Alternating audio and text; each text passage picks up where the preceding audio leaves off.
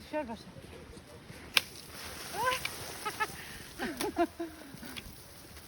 Hoppa. Geçen iyi oldu. Allah. Birini de varım diyen birini isteyeyim. Diyen oğlan. Onu ben de düşündüm. Elim çok güzel. Hoppa. İşte. Mesela de.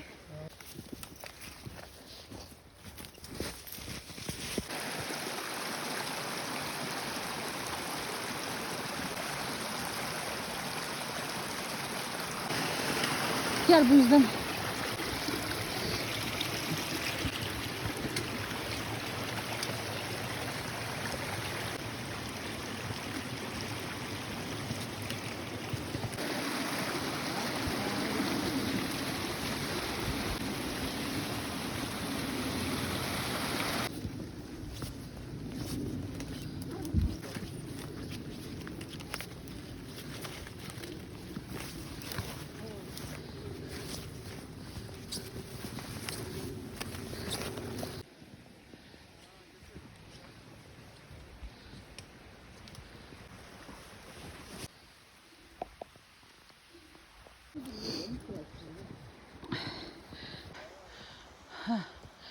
Tak ne terdi işler. Baba necədir? Mənzərə gözəl. Hələ bilmirsən hə. Siz də gözəl. Çox sağ ol. Hələ bilmirik. Hələ dırmaşırıq. Aşağı belə sürüşkən. Burası belə tik. Dırmaşırıq. Hələ ki.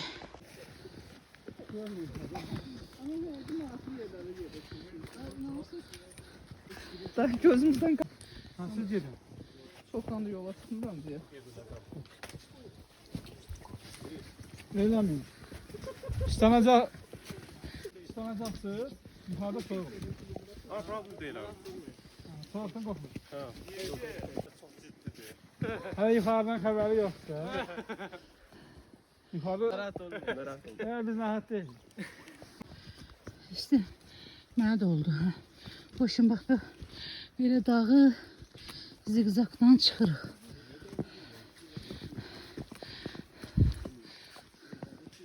Belə 1800'e çıxacağıq.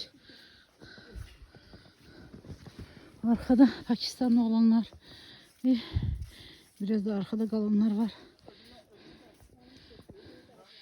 Necədir işlər? Yaxşıdır. Yaxşıdır. Lap yaxşı olsun.